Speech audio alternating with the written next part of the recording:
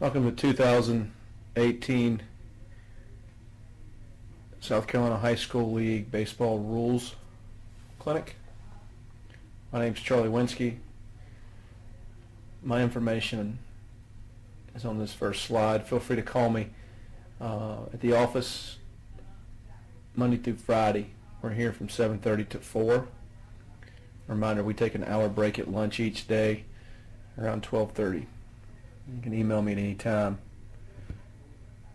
In the event of an emergency, my cell is area code 864-617-1683. The only thing I ask is that you be respectful of time and time of night, and only call that number in emergencies after work hours.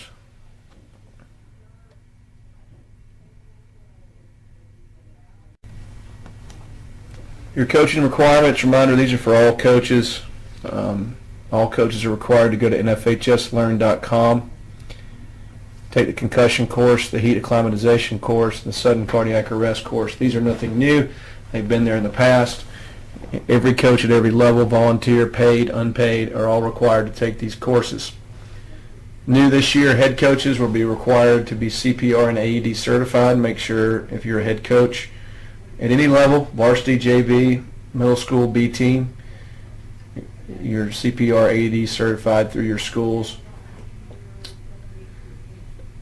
In 2018-19, beginning next school year, all coaches, head and assistants, will need to be CPR and AED certified. Another new requirement this year is that all sports have an emergency action plan for your teams. This is really for your athletic director and athletic trainers.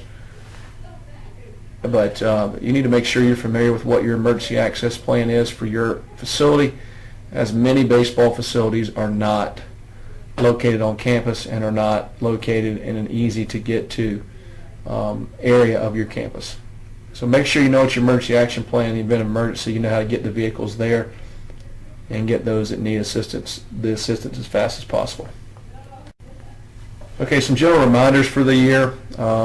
We have a new website. I'd encourage you to take time to go to that website, click on baseball, and you can find all your information with baseball there instead of having to search through several different pages to get information you need. Also, while you're doing that, take time, go into the rules and regulations, look under the baseball section, and get your brackets now.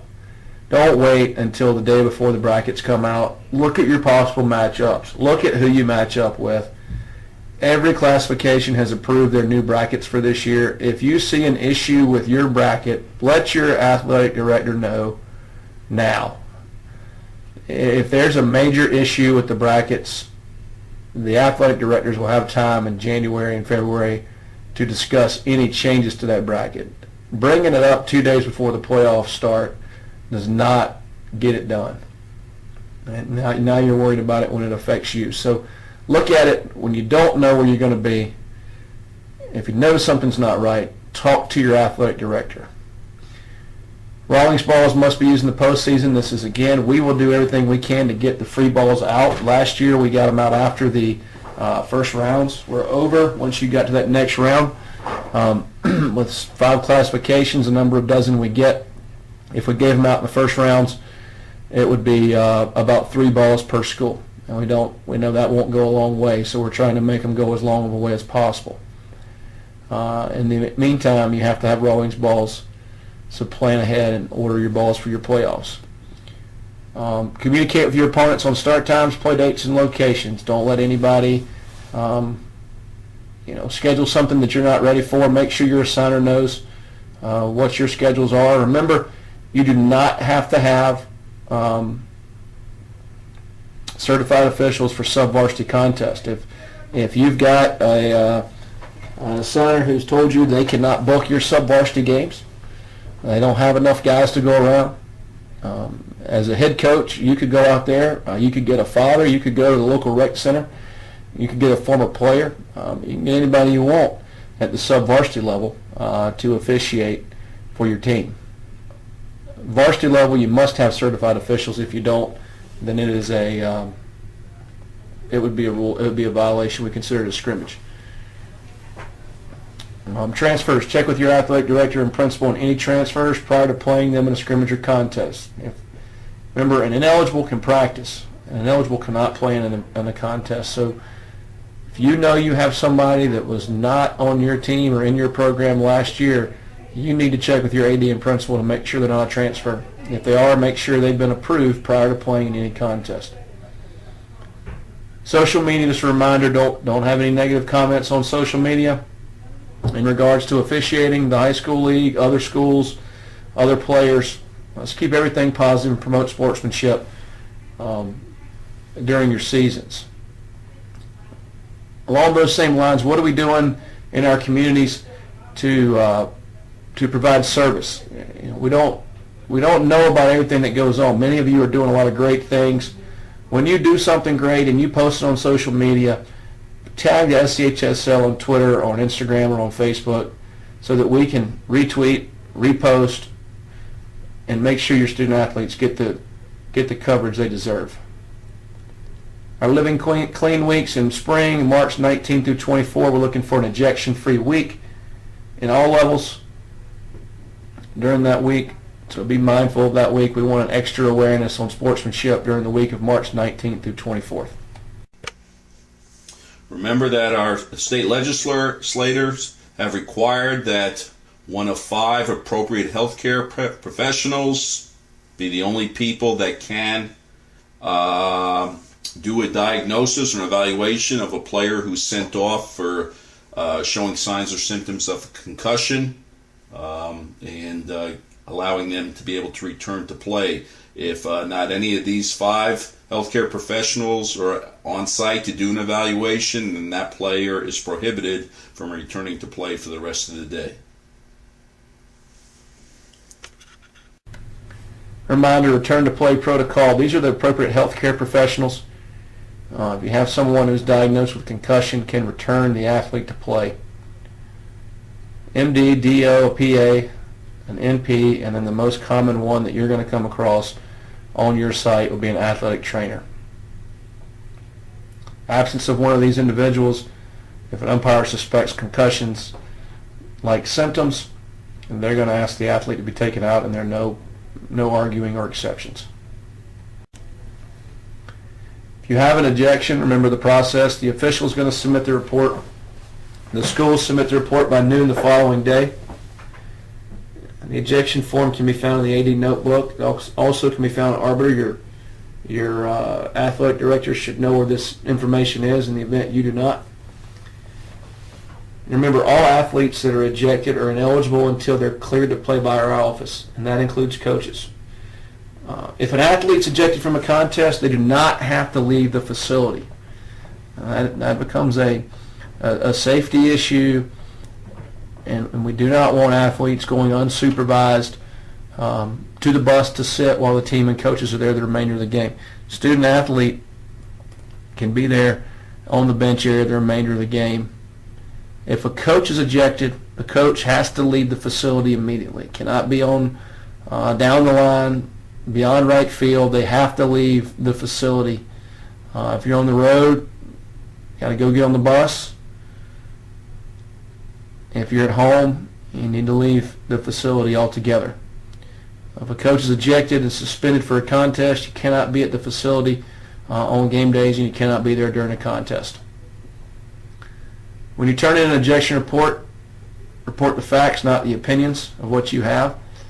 Remember, video everything. We're in 2017. A lot of you guys are videoing every swing you're taking in the cage. With that being said, no excuse not to video from a broad angle what's going on the athletic playing field. Video can help, especially in the event of malicious contact. Once we get a ruling, we'll send it to the principal as soon as possible. Just a reminder that unsportsmanlike conduct carries a minimum 2-game suspension in baseball. And if a coach is ejected, it's a minimum next game suspension, and the school gets a fine of $300 minimum. Any action that is excessive or above a normal ejection, obviously for a coach, will increase the fine and will increase the suspension. And any negative action or action that it goes over the minimum for a player will be more than 2 games. Have conversation with your student athletes now about if an altercation breaks out on the field, do not leave the dugouts. If they leave the dugout area during an altercation on the field, by rule they are disqualified and will miss minimum the next 2 games as well. We don't want to get in a situation where even if they're trying to go help, if they're not on the field, if they're not involved in that altercation, they need to just stay out of the way. Just for your information, we had 480 student athletes ejected last year during 2016-17. 42 overall coaches. 26 of those 42 were in winter sports alone. So those are our numbers. We're pretty steady around anywhere between 465 and 490 over the last 4 years. So I don't want to say we're doing good staying in our average, but we're not seeing any signs of increasing. But on the opposite side, we're not seeing any signs of decreasing either. So we really want that 480 to come down this year. Our hope is that we're going to get closer to 400 and be able to get through a whole year with a number right around 400. I'm not sure if your screen's like mine, but if it is, you're having to squint pretty hard to read this. Define sports season. All I want to do is point out to you that go into our handbook and look at the pages and the rules and regulations on defined sports seasons and what it entails for the remainder of your year this year. There is a group that's currently looking at our sports season right now called our Sports Season Review Committee. They're looking at our sports seasons as we go forward, so this page may change heading into next year, but at least be aware of where we are right now so that you don't get caught without or practicing at the wrong time during the year. Just a reminder, open and close season as well. That's in our handbook. It's kind of difficult to read if it's on your screen as small as it is on mine, but just one note, to go in and look at this, you will be in an open season beginning January 29th, and that will be until your last contest. And once the championships are done, you'll be back in an open season through the end of May, and then of course come June, right now you're in an open season as well. Another topic to point out to you is inter-team scrimmages. Simple rule of thumb is 2-3-4 and 3-4-5. You can count 2-3-4 and then remember 3-4-5. If you've got 2 teams scrimmaging each other and only 2, they can scrimmage total for 3 hours, and they have 4 hours to get that total scrimmage time in. So in other words, 2 teams show up at school A to play at 5 o'clock in a scrimmage. Both schools must be off the field completely by 9 o'clock, and you cannot have played more than 3 total hours. So if you wanted to play from 5 to 7, take an hour break and play from 8 to 9, would certainly be within the rules. If you wanted to play straight from 5 to 9, you would be 1 hour over what you're allowed to play in physical scrimmage time. That would be considered 2 scrimmages. So be mindful of that as you go through the spring. Remember, you do not have to have officials to scrimmage. A lot of you are asking officials to stay well beyond the 3-hour mark, and they're not willing to do this. And so make sure you don't want to rub them the wrong way to start the year, but if they tell you they're going to give you 7 innings or 245, whatever it is, be thankful we're getting that, and then you can continue scrimmaging without them. The other rule of thumb, the 3-4-5 rule, if you've got 3 teams or more, you have a total of 4 hours scrimmage time for each team, and you have a total of 5 hours to get it in for everyone. For example, 4 schools meet together on a Saturday at the same field, and they decide to get there at 12 o'clock. At 5 p.m. that day, everyone must be done playing. At 4 o'clock, your scrimmage time would be over unless you've had a break. So if you played straight through starting at 12, your 4 o'clock time comes. If you didn't take any breaks, you're done scrimmaging. If your team took a break, you still have time left to scrimmage, depending on how long that break was. So If you had 4 teams at 12 o'clock and the first 2 went for an hour, the next 2 went for an hour, the next 2 went for an hour, and the next 2 went for an hour, you'd be at 4 o'clock. But everybody's not played for 4 hours. And then 2 teams went for 30 minutes and 2 teams went for 30 minutes. As long as nobody played for more than 4 hours, you would be within your 5 o'clock window to be able to get it done. So that's 3 or more, have 4 hours of play time, and you have 5 hours to get it in. That's the 3, 4, 5. The 2, 3, 4 is 2 teams have 3 hours of scrimmage time, 4 hours to get it in. I hope that clarifies this. This is nothing new. This has been in the book for years, but just want to make sure everybody understands it's in there and is clear on it so we don't have any issues moving forward. Invitationals, tournaments, and jamborees. Remember, each one of your teams is allowed 2 tournaments. A lot of times every year I get questions that say, hey, I got a JV kid that's going to play in the preseason JV tournament, but I also want to bring him up to the varsity to hit during our varsity preseason at the same time. He can do that. However, that counts as his 2 tournaments. He no longer has any more tournaments the rest of the year. Everybody's allowed 4 scrimmages at the varsity level.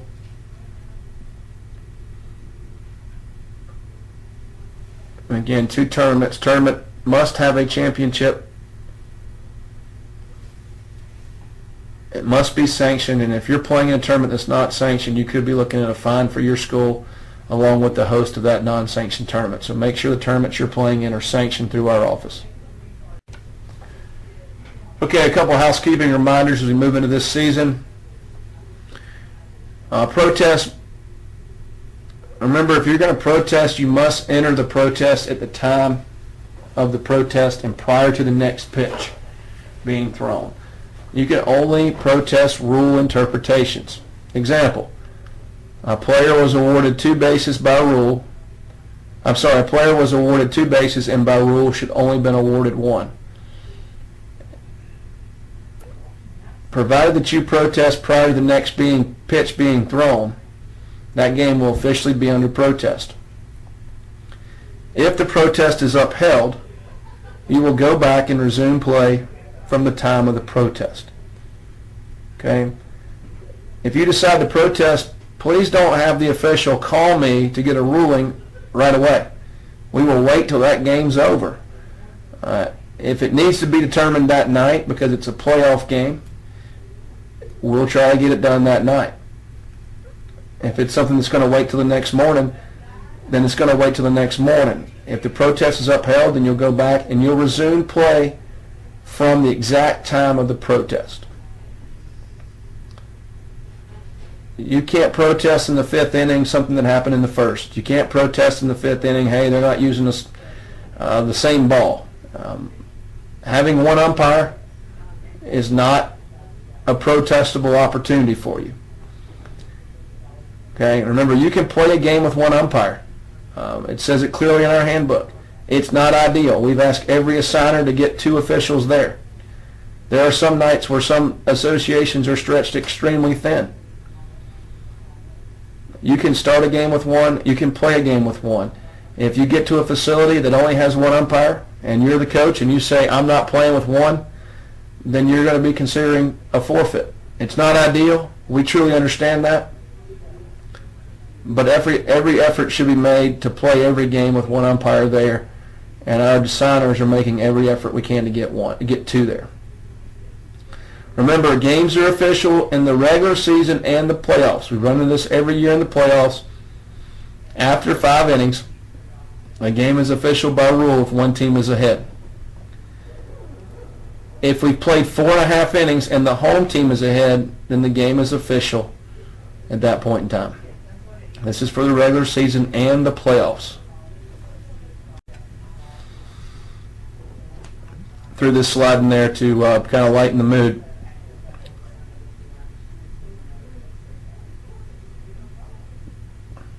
If you're someone that's thrown batting practice for a number of kids over the course of a day, week, and years, you would understand this very well.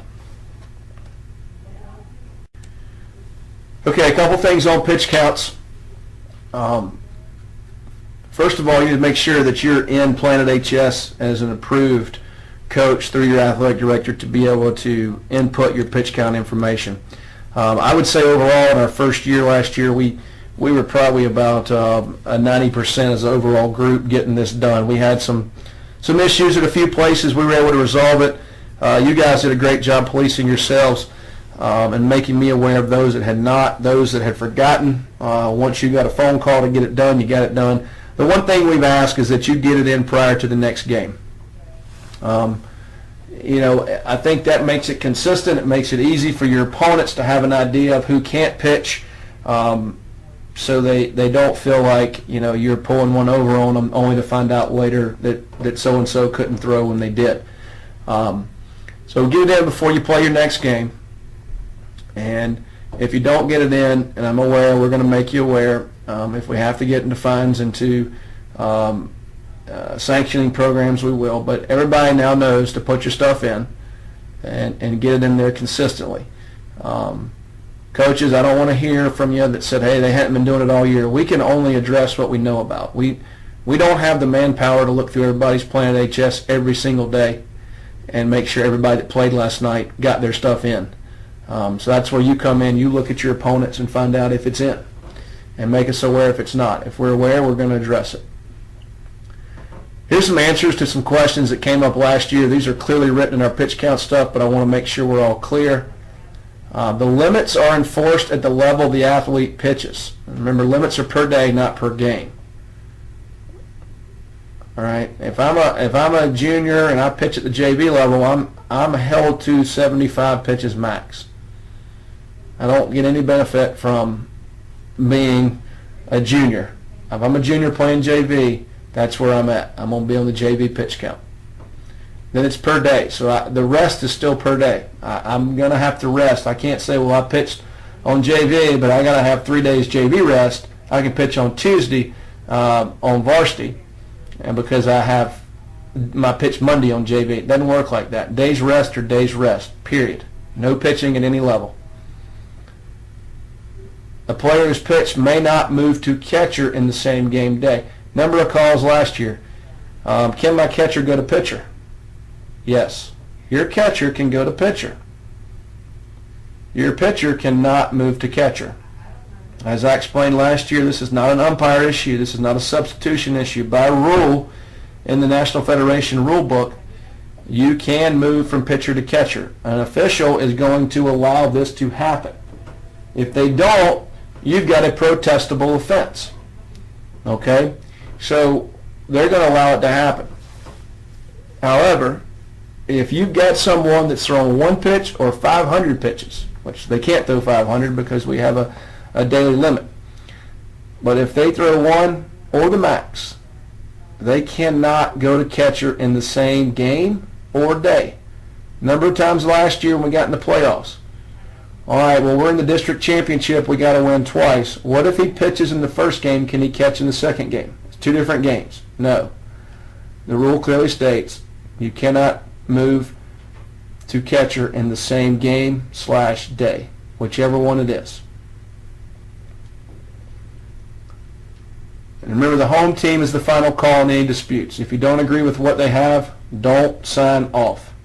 Once you sign off on that sheet when the night's over, you're acknowledging that what they have down is what you agree to. If you have an issue, you don't agree with it, you tell them, I don't agree with it. But don't sign off and call me the next day and say, hey, I don't agree with their count. Because if their sheet has your signature and you've signed off, then you've already agreed. You don't get to back out of that agreement.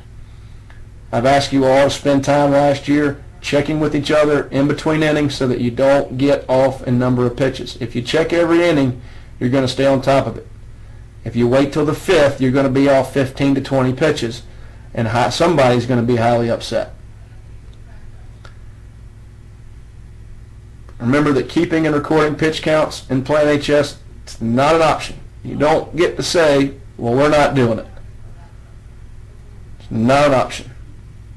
All of last year we had 8 violations that we knew about. 8 violations of the pitch count to where players were allowed to pitch or pitch too many pitches. They were allowed to pitch too soon, or they moved from pitcher to catcher in the same day. I think of the 8, 6 were self-reported. 3 occurred at the JV level. Remember, if you do that, there's going to be a fine,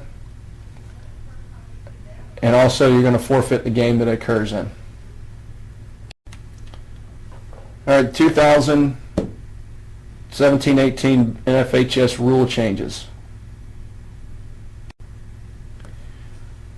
The baseball rule 131, this is for January 1st, 19. This is not even for this year. It's one of those heads-up rules that's coming next year. Baseball shall meet the current NOXI standards. NOXI's performance standard that measures the circumference, mass, coefficient of restitution and compression deflection. So in 2019, it's going to have that NOXI stamp on there. I would just be mindful of that as you move forward. If you get a hot deal on baseballs at the end of the year this year, make sure they're going to be a legal ball in 2019. Don't buy anything that's not legal, because you may get somebody coming selling you, brand new dozen of baseballs at $25. They're not going to be eligible to play in contests with. So just check on that for 19.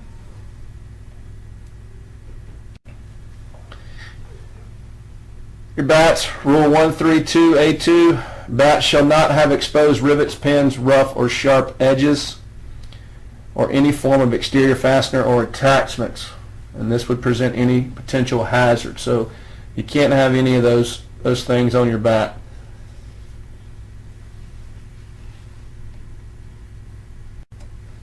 Here's a slide that shows the same language and how it actually reads in the book. The bat shall have the following characteristics and components. Each legal wood, aluminum, or composite bat. Remember, you can use wood or composite in high school baseball. Number 1, Article 1 had the same language, but in Article 2, they've added the word attachments. And instead of saying just hazard, they've added the word potential. So really the only addition to this rule is the word attachments and the word potential. I guess they had to add attachments to just cover anything that wasn't listed specifically in there. The catcher's chest protector, Rule 153. This is effective January 1, 2020. The catcher's chest protector shall meet the NOX-A standard. In other words, basically, if you know you're going to be in need of new catching equipment next year, you may want to hold off in ordering it unless it meets the new the NOX-A standard for performance.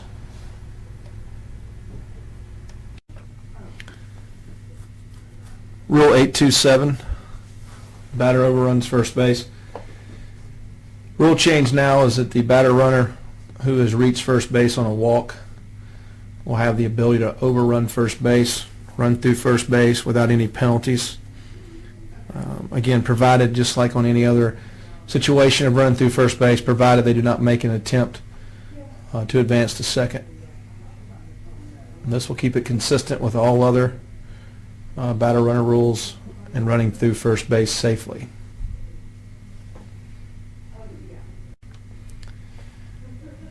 Again, just to reiterate, 827.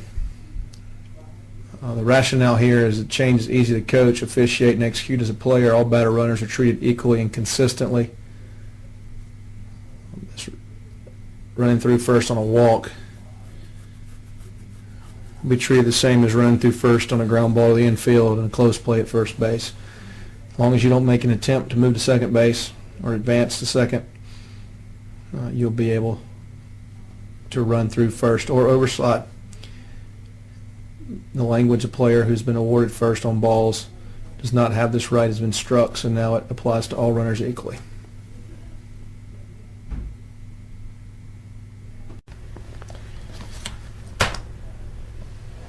Editorial changes.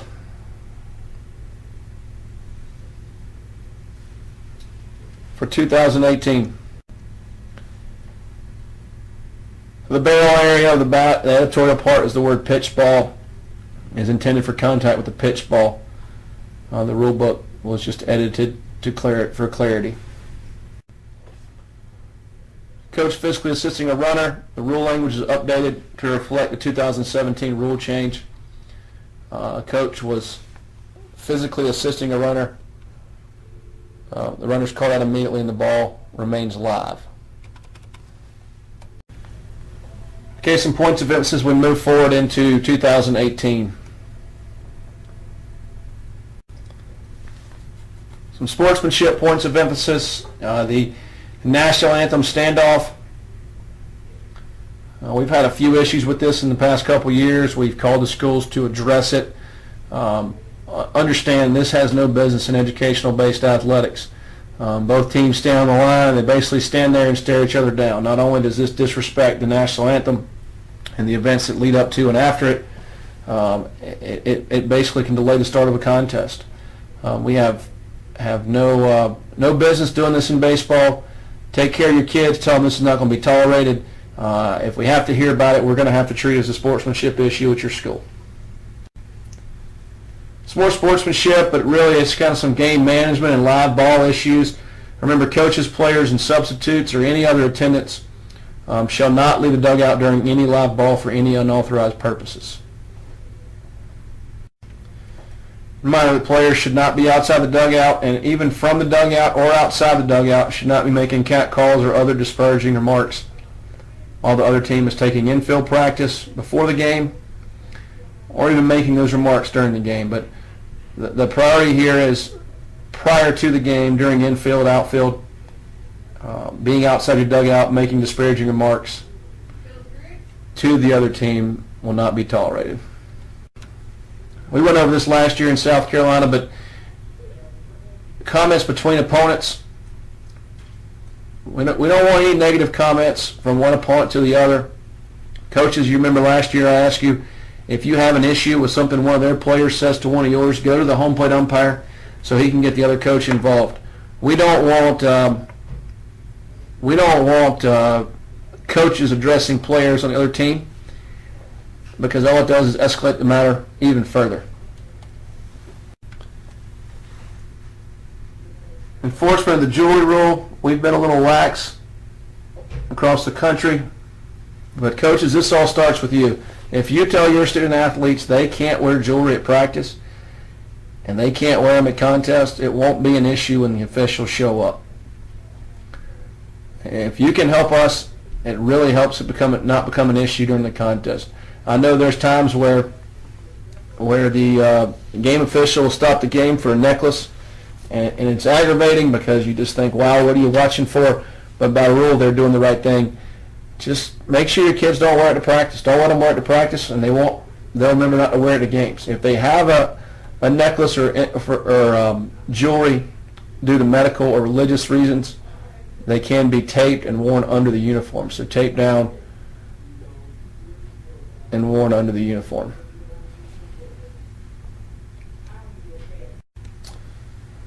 Other points of emphasis: proper pitching position. This position shows the 2 feet as it looks in the stretch. Remember, your non-pivot foot should be in a line extending through the front edge of the pitcher's rubber, with his entire pivot foot in contact or directly with or parallel to the pitcher's plate. So that front foot must be in a line extending through the front edge of that pitcher's plate. I'm going to show you the hybrid stance here in a minute where this is not met, but this is proper for the stretch. Wind-up position. The pitcher's non-pivot foot shall be in any position on or behind a line extending through the front edge of the pitcher's plate. So as long as some part of the front of the non-pivot foot is on that line extending through the front edge, it is a legal wind-up position. Whether it's the heel, the toe, the arch, doesn't matter. If some point of the non-pivot foot is on that line, it's going to be legal. These feet would be illegal. The pivot foot is not entirely in front of the rubber on that line. The non-pivot foot, excuse me.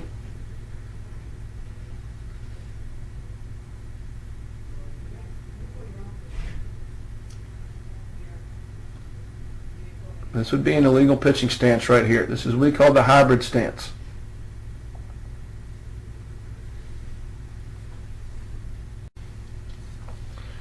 Replanting of the pivot foot. This is that hop in the windup or the stretch where basically the pitcher, upon throwing the ball to the plate, as he leads with his front leg and front side, he's going to hop with his backside. This is illegal. This is an illegal pitch. The easiest way to get rid of this is to not teach it.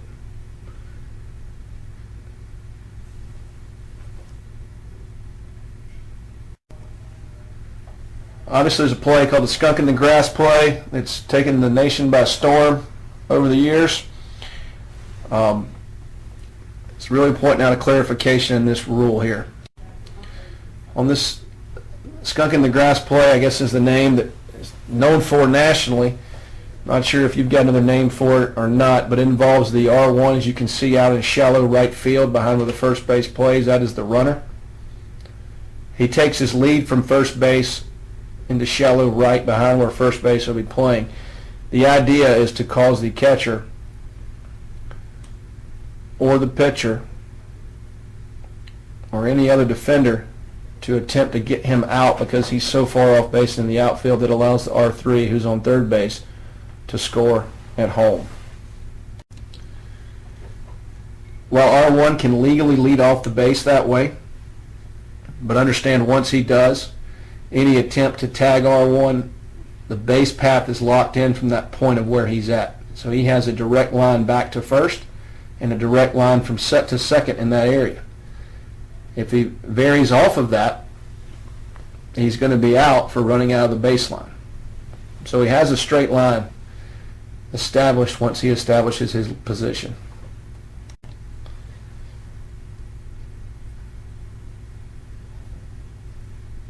And the rule that provides that guidance, 842A2, when a play is being made on a runner or batter runner, he establishes his baseline as directly between his position and the base towards which he is moving.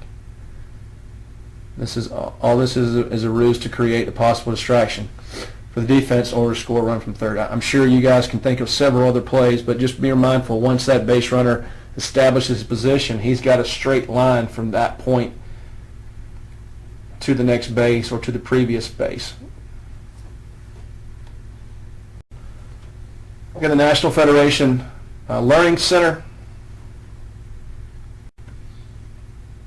NFHS Learning Center. It's online at nfhslearn.com. Tons of educational opportunities on there for you to watch. A lot of free videos.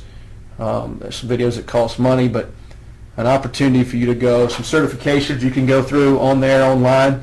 I encourage you all to take time to look at these videos. You can do these from home and on your own time. There's 18 free courses. You can get email updates on your sport. You can get coursework, like I said, from home, 24/7, 365, and there's access to completion certificates throughout the year too. Basically create your own hub of resources. Some example of some free courses. Obviously, your concussion course is on this website, your heat illness prevention, as well as your sudden cardiac arrest. All those courses are on there. You can add other courses to those and get AIC or CIC certified. There's an introduction to Pitch Smart, which is not necessarily the exact guidelines we use, but are very similar. It's a free course. I would encourage you to go on there. There's also an NCAA eligibility course that you may be able to use to help your student athletes. There's a sportsmanship course you could take time to show your student athletes. All kinds of opportunities on here for you to share with your parents and with your students. I want to thank you all for taking the opportunity to view this rules presentation. I wish you all a great 2018. If you have any questions, do not hesitate to call me here at the office or send me an email. Thanks and good luck.